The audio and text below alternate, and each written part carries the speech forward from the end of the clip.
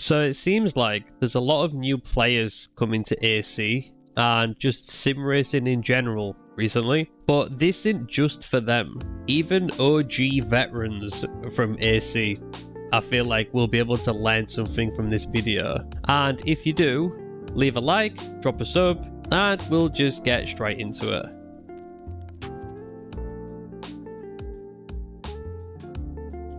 So tip number 1, this is mainly for the drifters. The amount of times I see people commenting on the Facebook drift page saying, "My car's wobbling side to side, how do I turn this off?" Like so. And the amount of people that comment saying, "You need to turn down your dampening, you need to fucking turn down this." I'm like, mate, just turn your fucking ABS off. ABS at the top, off. Let's go for a drive, shall we? Oh look, it's magically fixed. You don't need to do all that shit. Just turn your fucking ABS off.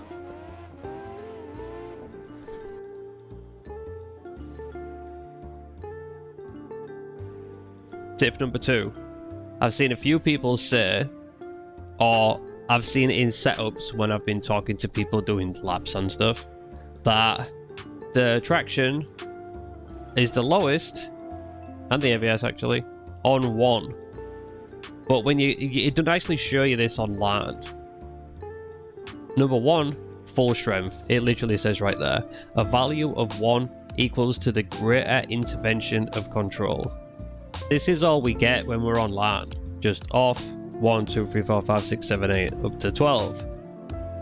So it doesn't actually tell you that number 1 is the highest strength unless you hover over it and then it says the same thing underneath. So 1 is the highest, 12 is the lowest. So when people are trying to like just run a little bit of ABS and putting it on 4, you're actually pretty high up. You want it on 10, 9. Same with the ABS. 1 is full strength. Traction, 1 is full strength.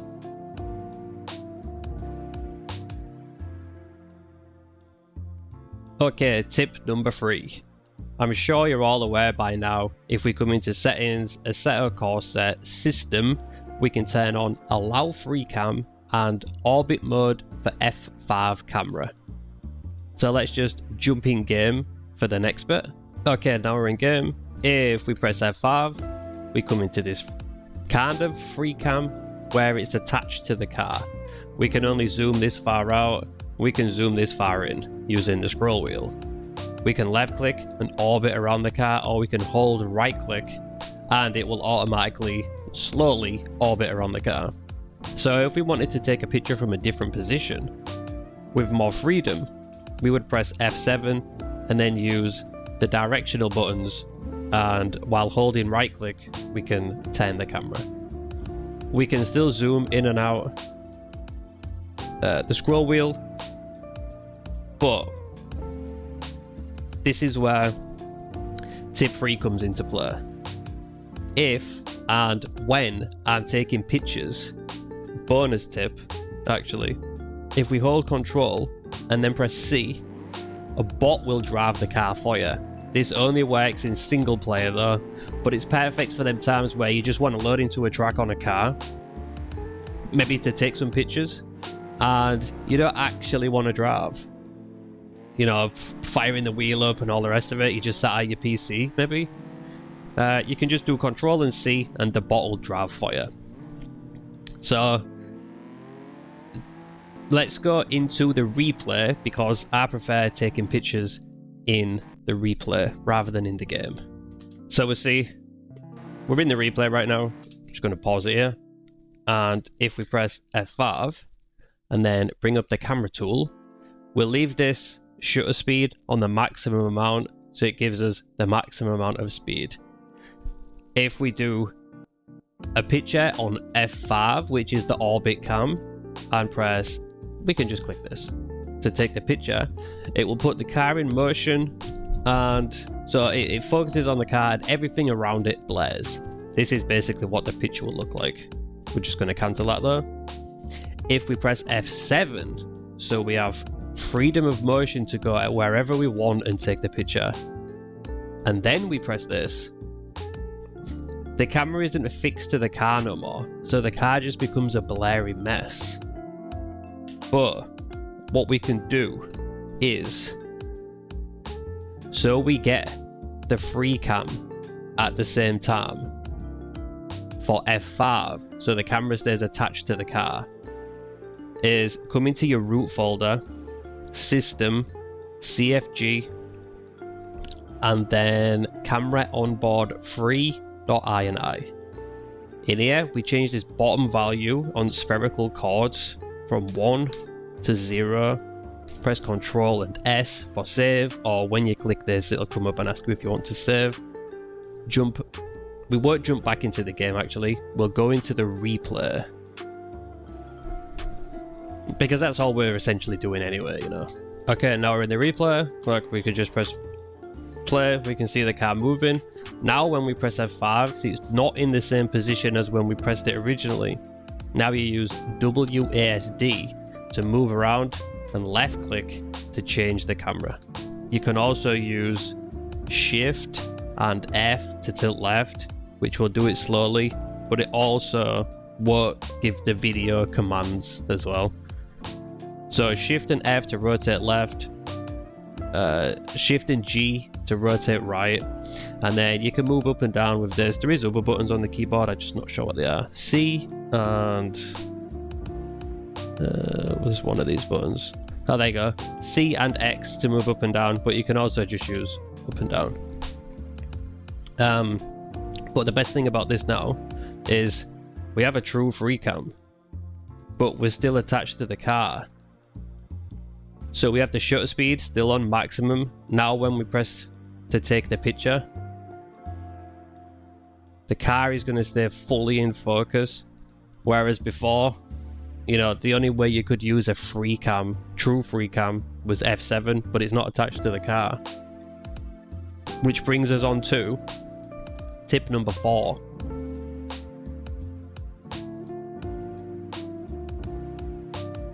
If we come across to app shelf and then all the way to the bottom, skin companion. I actually already have it installed, so if we open this up, for me this is more for like this type of thing as well, where you're just like taking pictures and stuff. You can change the skin on your car.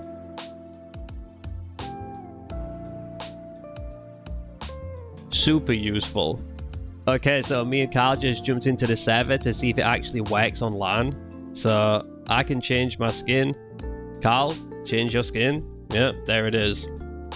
So he actually said that he couldn't see me changing skins, and then he installed it as well, and then he could. It was like, oh, now your skin's changed. So I guess this should work on LAN for everybody, but to see the other skins changing, you'll need to have the app installed.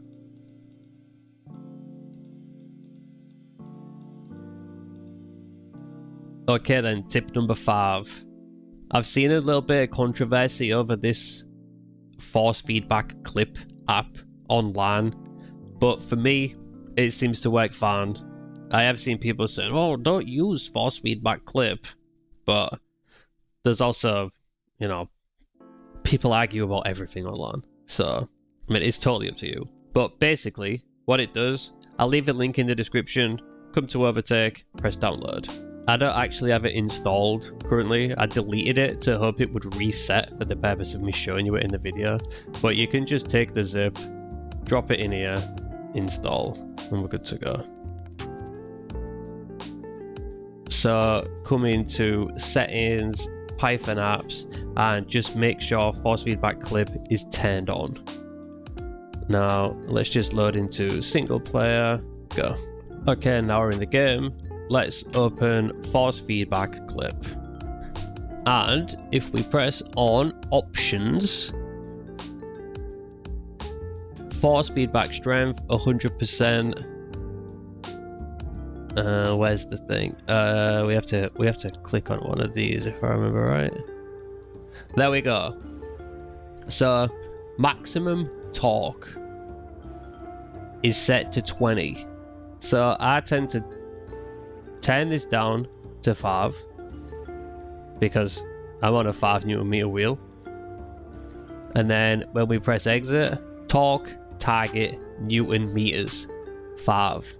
This is what I was looking for. See, I had done this for ages, so I'm kind of just like freestyling right here. But yeah, 5 Newton meters, 5 Newton meters.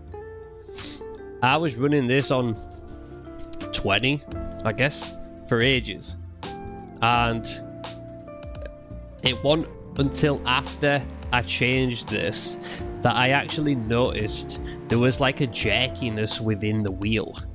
There was like a harsh snap that would occasionally happen, I guess, because the game was trying to push the wheel beyond its capabilities.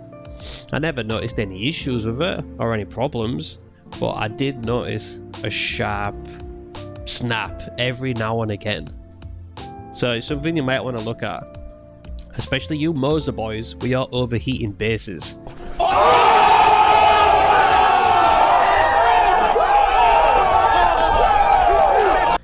If you turn this down, set it to whatever Newton meters you're supposed to be on, not 20, it could have an effect and stop any overheating or force feedback peak torque loss, which I know from social media and wherever else, people on Discord saying that after a while from drifting on a Moser R5, for example, that the peak torque would drop, like it just didn't feel as strong anymore within the wheel. So this could be something that will help remove that. While we're here as well, I'll give you a couple of more bonus tips, but this is more for the new players. I've seen a massive increase in posts from people saying new to the game, new to Assetto Corsa, new to sim racing. Seems to be trending at the minute. So this is more for you guys. Just a couple of little extra tips that might help you. Bonus tip number 1. If we come down to post-processing filters, I'm sure you new players even will know what a PP filter is. I've been using Gary Real for the last week. It's pretty good. But we also have MV Realism and CD Imagined and C13. But basically, we don't need to go back to the menu to change our filters. Additionally, we don't need to go back to the menu to play with settings either. There is an option, there it is, view and video settings.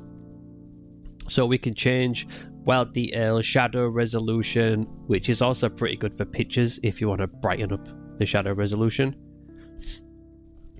Overall quality, glare quality, depth of field, there's some decent options in here.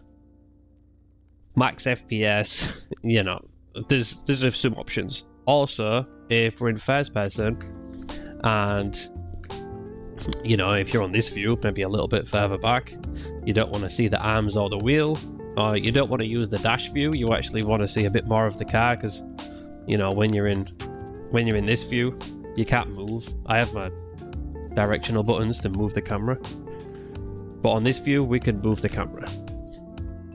But if you don't want to see the arms, we can turn off the arms, we can turn off the wheel. Next little tip, and the final tip, if we come into App Shelf, sorry, there's some crazy apps in here. I'm not going to go through every single one of them, but the one that I've been using quite a lot recently, because I keep forgetting to bind the keys in the menu, is Extended Controls. I already have it installed, so Extended Controls. Basically for me, I keep forgetting to band brake bias forwards and backwards to change my brake bias.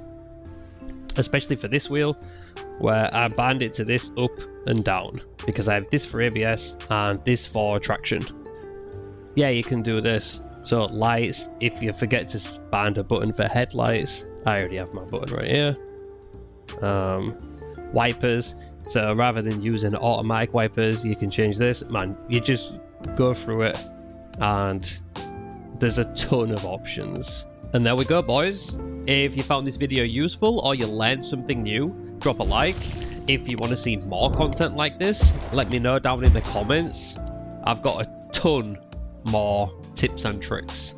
But this video is already 15 minutes long. Like, I can't squeeze everything into one video. And on your way out, don't forget to subscribe, ring the bell, so you get notified for future uploads and when we go live on stream. I'll catch you in the next one.